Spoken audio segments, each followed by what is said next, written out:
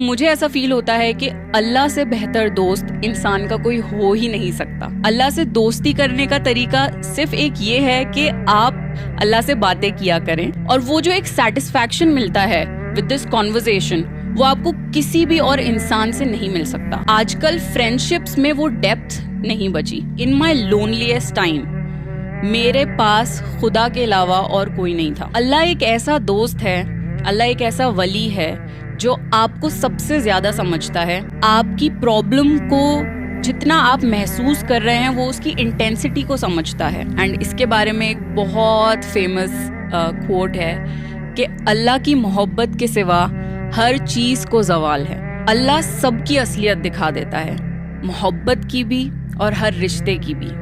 और फिर अल्लाह सब कुछ दिखा के बंदे से पूछता है कि बता मेरे सिवा कोई है तेरा।